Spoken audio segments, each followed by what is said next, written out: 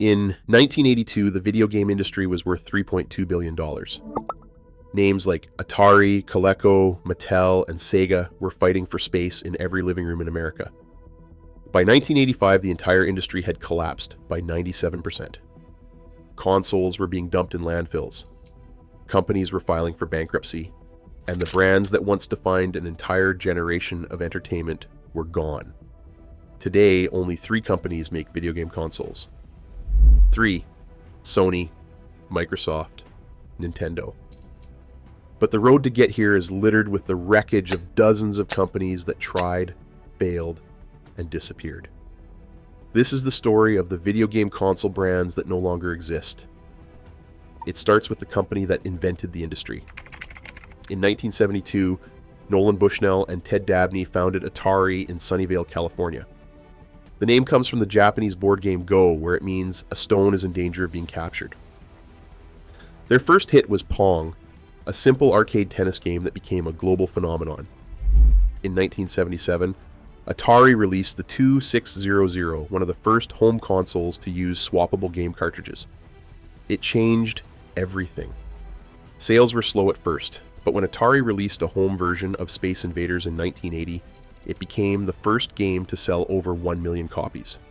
Sales of the console quadrupled. By 1982, Atari was selling 10 million units a year and had become the fastest growing company in American history. The console accounted for 70% of parent company Warner Communications' total income. But success attracted chaos. By 1982, over 30 different companies were making games for the 2600, most of them terrible. Over 130 new games hit the market in a single year. The most infamous was the game based on the movie E.T. the Extraterrestrial, which was developed in just 5 weeks. It is widely considered one of the worst video games ever made. Atari had produced millions of copies expecting a hit. When it flopped, unsold cartridges were buried in a landfill in Alamogordo, New Mexico. An excavation in 2014 confirmed the burial was real. The entire market collapsed. The video game industry went from $3.2 billion in 1982 to just $100 million by 1985, a 97% drop. Atari lost $356 million in a single year, laid off a third of its workforce, and was sold off in pieces. Atari kept trying. The Atari 7800 console in 1986 was decent, but it came 2 years too late. The Jaguar in 1993 was marketed as the first 64-bit system, but it had a clunky controller and only about 60 games. It could not compete with the Super Nintendo, the Sega Genesis, or the incoming Sony PlayStation. The Jaguar was Atari's last console. Today, the Atari brand is owned by a French company. It sells retro consoles and publishes remasters of classic games. Revenue in 2025 was about $36 million. For context, in 1982, Atari alone was generating over $2 billion. But Atari was not the only casualty of the 1983 crash. Coleco started in 1932 selling leather and shoe repair supplies. By the 1960s, they had moved into toys and swimming pools. In 1982, they launched the Coleco Vision, a home console with graphics far superior to the Atari 2600. Its killer feature was that it came bundled with a home version of Donkey Kong, which Coleco had licensed directly from Nintendo. It sold over 2 million units, but then Coleco tried to build a home computer called the Atom. It was rushed to market and plagued with bugs. The failure nearly destroyed the company.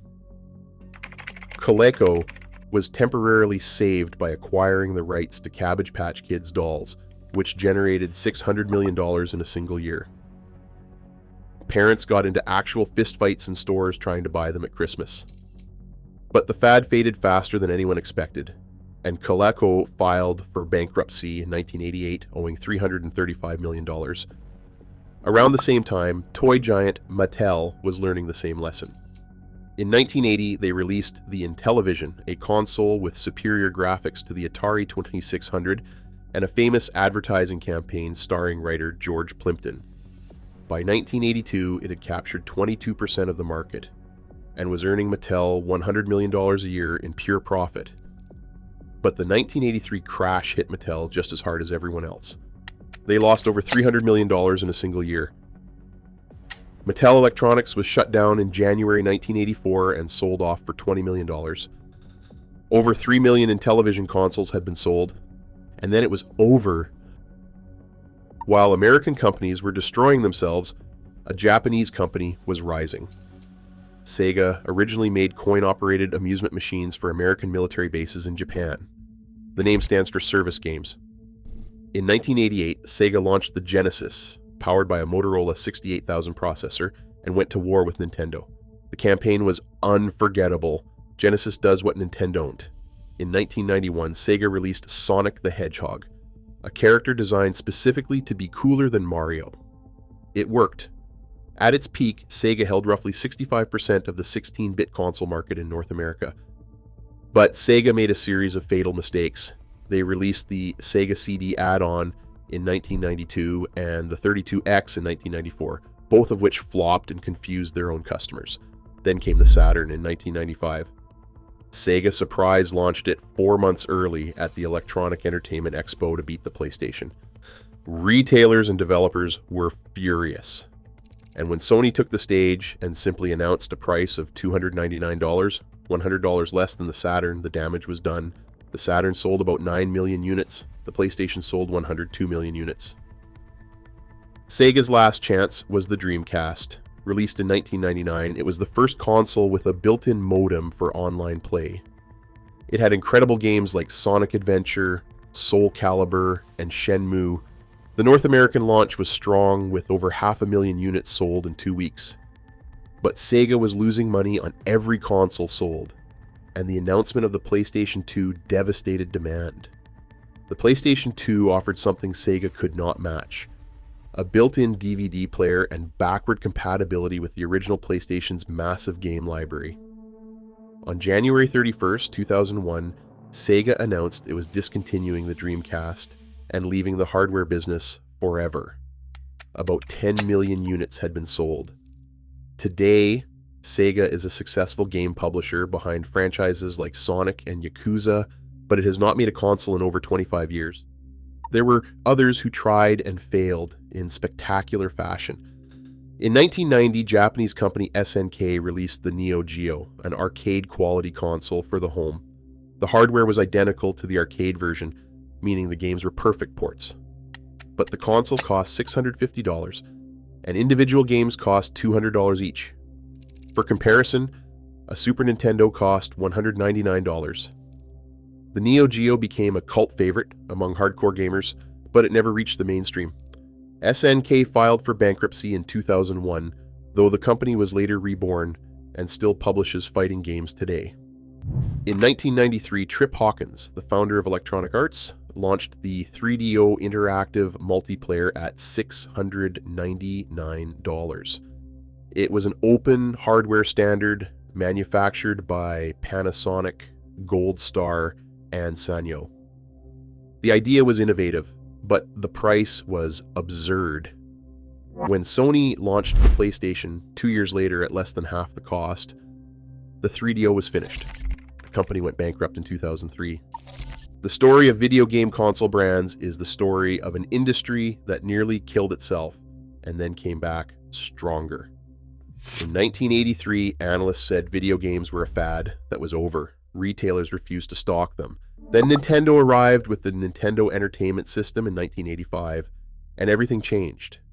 Nintendo was so paranoid about repeating the mistakes of Atari that they implemented strict quality control, limiting the number of games any third-party developer could release per year. It worked. By 1988, annual industry sales exceeded $2.3 billion, with Nintendo controlling 70% of the market. The companies that survived did so by adapting. Nintendo kept innovating. Sony turned a failed partnership with Nintendo into the PlayStation empire. Microsoft used its software expertise to build Xbox. But the companies in this video could not adapt fast enough. They made consoles too expensive, games too cheap, decisions too hasty, and bets too big. Today, the global video game industry is worth over $200 billion. The console brands that built that industry, the ones that put a controller in your hands for the first time, are mostly gone. Atari is a licensing company. Sega makes software, Coleco and Mattel's consoles are collecting dust in attics. The Neo Geo and the 3DO are collector's items. The names live on, but the companies that made them are history. Thanks for watching. If you enjoyed this, subscribe and hit the notification bell so you do not miss the next one.